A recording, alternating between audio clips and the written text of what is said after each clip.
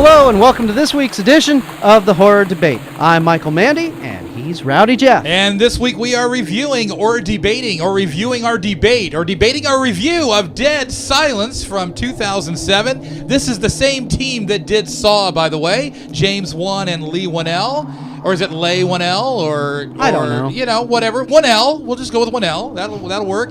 And basically, Mike, if you scream, you die. Okay? Or if you watch this movie, you'll pass out. No. See, I was looking forward to this review. I was looking forward to this review, debate, whatever, because of the fact that I knew we were going to butt heads on this one. And I'm always looking to butt heads. Yes. So keep it G-rated. What are we looking at, Mike? Okay, we're looking at a movie about a guy whose wife dies, and so he goes back to his hometown and finds out that there's this ventriloquist dummy that arrived on his doorstep, and so he traces the dummy back to his hometown and finds that the dummy has got a very weird history behind it. Most dummies do. Anyway, starring Donnie Wahlberg, and he is not the dummy in this movie. That's a good thing. That's a good thing.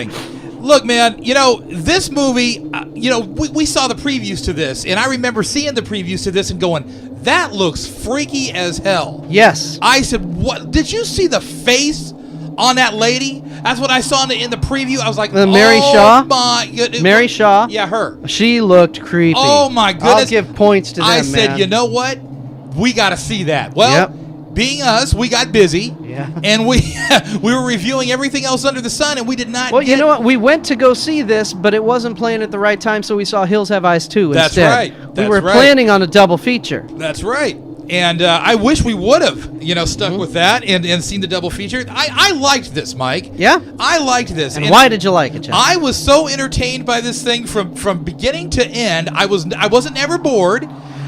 Were you entertained in terms of, wow, this is a great, intense movie, or were you entertained like talking back to the screen like Mystery Science Theater? Well, a little of both, I think. I actually yelled at the screen several times. I yelled at it many times. Yeah. Where the hell did that shovel magically appear from? Did he pull that out of his butt? Who cares where it came from? He was carrying this dummy to this graveyard with both hands. Yeah, he sets the and dummy down, and all of a sudden, boop! Well, you realize they keep shovels there so these ventriloquist dummies can jump out whenever they want to and go, kill somebody. This movie right? had a lot of boo moments. But man, okay, yes, and the boo moments were done right. And you know how normally we can time when something's going to happen? I mean, I was able to do that. I was still able to know when something was going to happen. Yeah. But I'll tell you, maybe I was a little wrong as to what was going to happen sometimes, It was kind of cool. And I'll tell you what, is there anything freakier?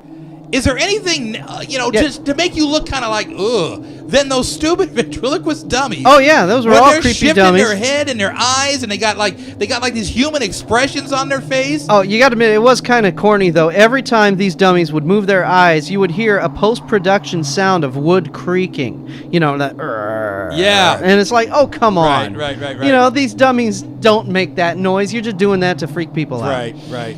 But, and not only that, okay, he goes to this theater, he has to cross this river in a boat, and then Donnie Wahlberg chases after him, and there's a second boat sitting there waiting. It wasn't there before. Come on. Yeah, well... this movie, the characters did a couple of stupid moves. No, they did a lot of stupid moves. That's part of the reasons I'm screaming at the TV. To keep the movie going. Yeah. If people would have behaved like normal people, the movie would have ended after 10 minutes. Right. So that's frustrating for me. Well, it was frustrating for me too in certain instances, but like I said, I mean, this movie, you had more of that emotional attachment. You had the guy who went out to the store to get takeout, comes back, his wife was preggo, and now you didn't know she was preggo. Right, but now she's... Spoiler. Oops. Well, sorry, but now she's a freaking pumpkin, right? I mean, a jack-o'-lantern, man. I mean, let me just say something, dude. What is it with the modern horror movie and dislocated jaws? We've seen this in The Ring. Yeah, and what about those smiley face ones on that film To Die For? What was it? The one that film we saw To Die For with the wide grin? Yeah. Oh, yeah. I can't. Which one was that? Was that? Who cares? It wasn't Undead. No, it wasn't I know which one you're talking about. The creature guy, right, with the big smile on his face, right? Yeah, ugly. Yeah, it was Grave Dancers. Was it Grave Dancers? It was Grave Dancers. Okay. I'll tell you what, man. Something about jaws and teeth. There's something about but these guys. I mean, did you see the kills in this movie, Mike? Did you see? Did you see? They looked fantastic, right? When they were dead and they were posed. They were actually too quick. I wanted give me a half a second longer. Yeah. You know those computer edits. Flash. Whoa, wait a second. The actual kills were too quick, but I'm talking about the aftermath, man. I mean, the aftermath was nasty. I was like, wow. I wanted to see more nasty. It was cool. I'll tell you what. Okay, I've got another one. Okay, tell me what, and then I'll. No. Go ahead. Okay, now this is a movie. They're saying, oh, remember that old childhood rhyme, and I'm going, what old childhood rhyme? Right. You know, the one about the ventriloquist dummies, and I'm sitting there going, no. So then they say it. No, okay, it's in the movie that they made it up, and they're talking about remember. Okay, now here it is. You're the writer of this movie. You can make this rhyme anything you want. And here's the line of the rhyme. Beware the stare of Mary Shaw. She has no children, only dolls. Yeah. That's a rhyme? What about... Why couldn't you change her name to Mary Shaw? What about... Then it would rhyme. What about beware the stare of Mary Shaw? She'll freaking dislocate your jaw. Hey, that's a good one. Woo! All right. You see, people, come on. You're the writer. If you're going to make up a poem, make it fit the story. If the poem doesn't fit the story, change the story's names to fit the poem. That woman, bugged me. Mary Shaw, okay? She should win the physical acting award for the freakiest freaking face that I have seen in a movie. Yeah, she didn't act. She in just a stood there, you know, time. but it was a freaky looking face. The makeup effects were perfect. Yes, I'll give you that. I mean, perfect. You know, you did not see a seam. You know, I was entertained by this film. This film, you her probably name is said Judith Mike Roberts, by the way, and I want to give her props in this. I mean, they said they searched and searched and searched, and they knew they didn't have her, right? So they changed locations. I guess they went to the East Coast or the Midwest. I forget where it was, but to find other talent, and she was like the first one that came in, and as soon as the director saw her, he's like, oh, that's my Mary Shaw. Cool. Yeah. So. Yeah, no, she looked great. This movie you expected me to slam on this film really hard. No, I'm only slamming on it lightly because this film could have had so much more. It had a lot going for it, had a lot of cool ingredients. Absolutely. But then silly little things would keep popping up like, okay, why did they have the theater on the river? It didn't have any bearing whatsoever to do on the story. And they tell the story. We built this theater and called it the Guignol Theater, Grand Guignol. Yeah, right. You know come on, people. I took cinema history. I know about the theater and all that. But okay. And Mary Shaw is a ventriloquist, and this is in the 40s. We're going to give her an apartment inside the theater. Well, of course. We're going to build this whole theater and let... Where else were they going to put her looking like that? Yeah, come on. You see her walking into your local drugstore? Hey, I need some makeup. And so then when you got to hide her. Yeah, and when the main character guy is going to this theater, gee, I'm going to stand on this... Here it is. This building is falling down. There's holes everywhere. There's leaves everywhere. I'm going to walk on this rusty catwalk 500 feet up in the air. Why? Just to get a boo moment. All right, so okay. So it has its faults, right? It has its faults, but let me tell you something. It had the core ingredients of something a lot cooler than what came out. It had the chick from Hitch in it. Yeah. It had Amber Valletta, right? I mean, she was all right. Yep. She's a looker, huh? Yeah. Oh, you know who and really the lead male in this movie, Ryan Quanten. And how funny that his first name would be Ryan, because I swear to you, when I looked at him the first time, I said, Ryan Reynolds.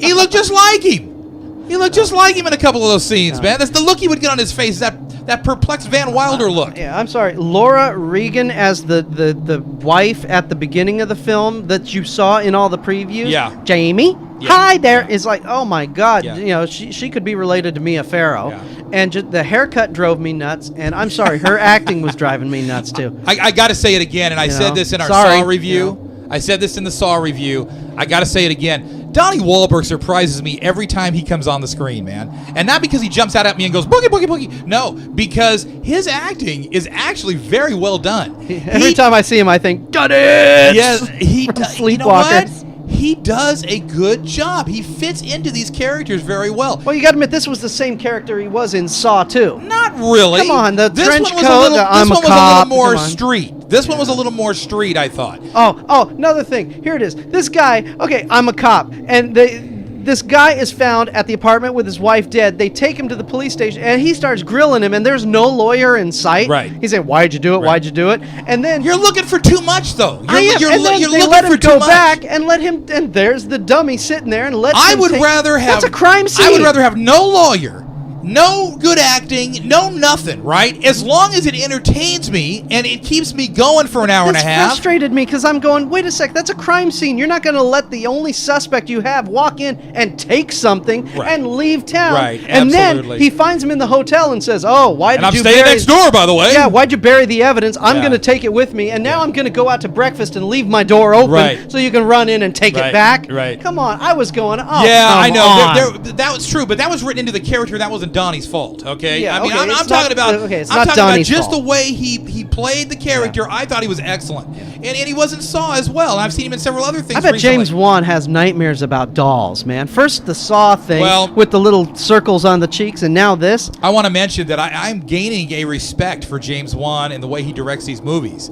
I thought this looked fantastic. I thought the cinematography was great. Uh-huh. I thought the way the story progressed was right on cue with when I thought it should progress. You know, it wasn't too fast. It wasn't too slow. Pacing was right on the money. I was impressed. And in watching the special features, you know, when he's talking about how the process of what he goes through when he's putting these things together, he did a good job in explaining it and really, you know, how detailed he is. I mean, he was worried about how the fog was moving, whether the fog was moving too fast or too slow. You know, I mean, down to the absolute minute detail. Too bad he didn't spend those details on those story problems that I've got with, Well, you know, like pulling okay. the shovel out of his butt. Yeah, you know? there are story problems, but I think inherently sometimes, Mike, with some of these movies, you're just going to have story problems. You know what I mean? I mean, You got to have this to continue on with the story, otherwise it You wouldn't know, make... exactly. Okay, have him carry the shovel. I'm not going to up. punish it. I'm not going to punish it for being a little stupid sometimes, okay? And there was a couple of stupid moments, no doubt about it. And things that didn't add up and things that didn't make sense, but that's okay. It's okay as long as you care about the character. It's okay as long as the story progresses and keeps you in it. And it kept me in it. When the movie was over, Mike, I stood up and I said, that was cool. Okay? And I'll do that with everything. Oh, I didn't. I went, that was it? No, I Let's did. watch the other ending. And then did. I went, oh, that other ending is even worse. Yeah, I'm glad it was. they ended it the first alternate way. ending was worse. Yeah. It was. But I stood up and I said that was cool. And you know why? Because I'm a very visual person. The more visuals I have, the better. This movie was very visual, and I'll tell you what sold it for me was Mary Shaw, the Mary Shaw character. Yeah. I mean. Did you watch the menu on this freaking thing where the face starts in like a little spot on the screen? Now I watched this on HD DVD. It wasn't the actual DVD release. It was HD. So they have a different menu system. But they got this little. She started off like in a little spot on the screen and started coming at you with that face and got bigger and bigger and bigger. Now I'm watching this thing on a 70-inch TV, right? I mean, that face got freaking big, dude. I wanted to run out and lock the door, man. I mean, she was ugly, man. But you know, like I said, man, I think this is a 4-star film. Despite all those problems that I just brought up. Despite everything, because Mike, again, it's all entertainment. That's what this business is entertainment. And if you try to take it too seriously on some of these levels and you try to nitpick, it takes the fun out of it. You know, to me, the story is what matters, and I don't care. Well, like I said, I don't care if he enjoyed a pulls lot the of shovel things. out of his butt. I don't care where it comes from. As long as he washes it off before I have to take it, it's all good. Well, what about leaving the room open so he could steal the doll back? Come on. I understand. You know, I understand. Those to me, but you know, you know what? He should I have guess spent less time dealing with the fog and more time dealing with the written word on the script. I guess I was able to turn off the brain function when I sat down for this thing. Mary Shaw turned off your brain. Dude, Vroom, if I that's saw it. Mary Shaw, dude, I'd be running. Yeah. Okay, I'm 6'2.5" and 240 pounds, and that chick freaked me out. Okay, yeah. I'm telling you that right now. So, I do want to mention a couple of other things. At least on the HD DVD, and I'm sure it's on the DVD as well because they're both 5.1. This movie swirled stuff around you so effectively. The surround sound was done sparingly, but it was done right. A lot of these movies throw all these effects in the back trying to freak you out. This movie did it sparingly, so when you heard something, like the disembodied voice, like when the caretaker had to crawl under into the attic and whatever, and you heard the voice and you thought it was his wife. You know what I'm saying? And you could hear that coming out like the right right rear channel, and then it would fade over here to the left. It was really cool, very freaky. And once again, I couldn't get the image of Mary Shaw out of my mind, so I'm sitting there going, ugh, you know, do I want to hide from this? Seriously, man, that was just freaky stuff, man. The other thing that I wanted to mention was, what was it now? Hold on a sec now. See, I had a brain fart because I'm getting so excited. Okay, well, here. while you're busy farting. Okay, go ahead. I've got a problem with. I've got the DVD, and it's the unrated DVD. Oh, I knew you were going to go there. Okay, now, what we have come as viewers of movies to understand an unrated film, meaning the stuff the Motion Picture Association of America said is too gross or too scary or too gory or whatever to get an R rating. So we're going to give this an NC-17 or an X unless you cut that out. So now the movie is out, it's rated R, and now that we can have the DVD, it's the unrated DVD because we put all the gore and the nasty stuff back in. Well, that's the way they sell it to you. That's the way they sell it to you. Well, unfortunately, this had a half a second. I'm going to spoil it. Because I had to look it up to see the difference, because I watched that movie and I said, my kids could have seen this film. What was so unrated about this thing? Mary Shaw licks a guy with her nasty old 20-foot-long tongue. And I was like, that's it. It just, that's it. You flipped over to the Ecstasy channel, didn't you? No. Oh, okay, never mind. No, go ahead. No, I mean, come on. And I was like, wait, 3 seconds, and all she did was an obvious prosthetic, fake-looking thing. And that's why, so basically what they did was they stuck this little 10-second clip or 5-second clip in and just didn't bother to send it to the Motion Picture Association the tongue to re-rate bothered it. me. And let me tell you why the tongue bothered me just in general. It didn't bother me at all. It looked fake looked as phony. hell. It didn't bother me in the sense that it scared me. Oh, I thought you meant it freaked was the you out. phoniest thing in the film, right? And I thought it took away from the whole thing. You know? I agree too. Yeah, that was just retarded. Yeah, they should have kept it out and kept it as an R-rated film and not bother with this whole unrated nonsense. Yeah. I remember what I was going to say now before my brain went away from me. Bob Gunton, the guy who's in the wheelchair, okay, the father of our main character, right, in the movie. This guy is way cool. Everything he plays, you either love him or hate him. Most of the time, you hate him, right? And he's just got an attitude about it. You just look at him. He's one of those guys that could be like one of the best physical actors because you just look at him and by the look he's got on his face, you're going to love him or hate him. And I thought he did an excellent job portraying, well, basically, you'll figure it out in the movies, but a dad with a stroke. Absolutely. So I mean, it was immobile and in a wheelchair. And not only that. When you go and you watch the extras on this disc, he's a big part of the extras, especially in the visual effects, because they made a complete body duplicate of him, phony, right? It was all prosthetic. He looked fantastic. The dummy looked just like him. They put him like side by side. I mean, you talk about a wonderful job of special effects. That was cool. It was like a big puppet of this dude, right? Well, the movie's all about puppets. Very cool. Very, very all right, cool. So and the other thing, the theater. The theater, you were bumming on the theater earlier, right? Well, let me tell you something. That was a partial real set and a partial visual effects piece. Yeah. When they were crawling out and you saw the flames, I was sitting there going, "Oh my God, that I've seen a Roadrunner cartoon with better effects." Yeah. That was the cheesiest looking thing. It's like you're spending all this time on the fog. Come on. Yeah. You couldn't put a... Well, it looked like those old movies. Budgetary constraints, I think, is what did it on some of these effects. I really do believe that because I can't imagine them leaving seams kind of like they did. It was the cheesiest looking background projection. I mean, come on. It looked like one of those old, monster movies. Right. Right. I agree with that. I agree with that. But see, that's what I'm saying. This film had stuff in it, but these little things kept pulling me out and going, "Oh, come on." I think if it was developed a little bit longer, maybe a little bit stronger, it would have been a better flick, yes. But I'll tell you what, man, like I said, I was entertained. I had fun with it. I loved watching. You said your kids could watch it. I watched it with one of mine. My youngest son, 10 years old, he said, when Mary Shaw would come on that screen, he'd look at me like, oh. It was just, I mean, that's art to me. That's how you scare. That is the proper way to scare. There's not too many cool new horror type characters coming around nowadays either. Yeah. I mean, back in the old days, we had Frankenstein, the Wolfman, and Dracula, and then in the 50s and 60s, they redid all those in the Phantom of the Opera, and now in the classic horror film of like 20 years ago in the 80s, we had the Freddy and the Jason and the Leatherface and Michael Myers. And I got Mary Shaw standing next to him. Now, and then I think the 88, we had Pinhead. Yeah. I don't think the Mary Shaw character is going to go anywhere. I don't know if we're going to see a Dead Silence 2 or not, but that would be cool though. It would spend be. Spend a little more time on the story. Fill in really those would plot be, holes. because James Wan, go for it. Visually, that character stacks up more than most of those others you just mentioned. So, Mm-hmm. in my opinion, yeah, this movie was good, and you're gonna have fun with it. Don't just try not to take it so seriously. That's my problem. Like what Mike did. Mike wants to write a thesis on it. You know what I mean? But you see, I can check my brain at the door. I mean, look at Reanimator and Right. Evil Dead. Now I'm they're all for having stupid fun. for you, right? Now there's just flat out, unadulterated, stupid stick material. No, stupid stick materials. Freddy Krueger saying stupid one-liners like in part 3, 4, 5, and 6. But yeah, part but 1 those was are all right. fun, man. I mean, Evil Dead. I sit there and I go, what are they trying to do See, here? to me, Evil Dead was Are fun. they trying to kill the genre? What are they doing? Bruce Campbell's a cool dude and all, but See, so I can take a movie and check my brain at the door. Right. See, I'm not all stick in the mud. right, I'm a right. film student. Not yeah, at all, that's you, all right. Yeah.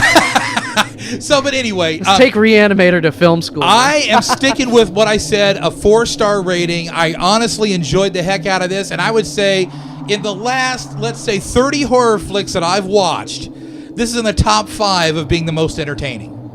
And that says a lot about the movie, because you know me, man. I mean, you can't just throw anything in front of me and make me happy, okay? Mm-hmm. This movie made me happy. I stood up after it was over. I said, this was cool. That was some of the best makeup I have ever seen. That broad was freaky links, okay? And the story was popping. The acting was okay. It didn't have to be fantastic. Certain characters did better than others. But, man. Jamie, how's it going? Where are you? But the corpses. The corpses, dude. When he pulled that sheet off of his wife and I saw, oh, my goodness, I think I flew off the couch. Isn't it so funny? Why is it in horror films when someone is not where they're supposed to be and you realize you're all alone in the house and you see something covered by a sheet? Why do they always pull the sheet? Right, well, hey, you know what? I thought of Halloween when it was like that, man. I thought of Halloween 1. When I saw the sheet with the head sticking up, I was expecting glasses to go on it, and I expected to see some boobs. I mean, I don't know, maybe I was asking too much, but it was, you know what? Go rent this. Seriously, folks, go rent it. Have fun with it. You're gonna have fun with it.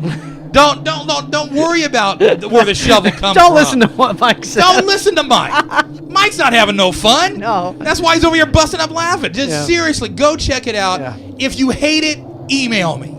And tell me why you hated it. Okay? Because I certainly didn't hate it. And you know what? I'm actually looking forward to see what this team does next. Yes, I will too. Because I'll tell you what, James Wan and Lee Winnell, both talented individuals. I can see it now. The Saw was brilliant, even though it had what's it's in it. Carrie, what was his name? Yeah, Carrie him. Elwes. Him.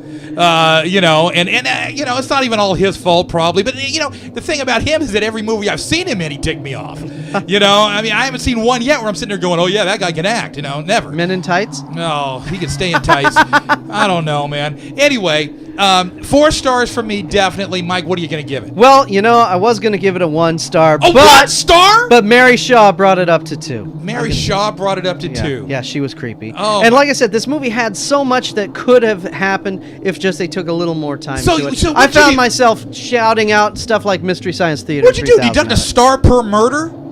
I mean, come on, man. I mean, this was definitely better than 2 stars. No, it's not. It's got serious plot holes and plot points. Come on. Cops letting people steal evidence, letting them walk all over crime scenes. It's Donnie Wahlberg. What do you want? I mean, he's a heck of an actor. I gave him his props, but come on, man. I mean, this movie, again, I mean, if you analyze it, man, you could write a book on what's wrong with it. Okay, well, there you go. You could. But why would you want to do that? Why would you want to sit there and try to nitpick on something that's fun? It's grossing you out. You're seeing some wonderful effects. You're entertained. I gave it 2 stars. You're entertained. Okay. All right. Well, I wasn't that entertained. I was 4-starred entertained. All right. Darn it. All right. I'm telling you. Good. I'm glad you were entertained. Like I said, this had a lot of things. And the end will freak you out. The end, you will sit there and go, "Whoa," because. I said, "Oh, come on." I'm not talking about the very end. I'm talking about, you know what I'm talking about. Yeah, we're not going to give it up. Results. We're not going to give it up. But I'm telling you, you said, "Whoa," I said, "Oh, come on." See, and all right. And there's the summary of the review right there. All right, there it is. There it is. I'm Michael Mandy. He's Rowdy Jeff, and we'll talk to you next week at the Horror Debate.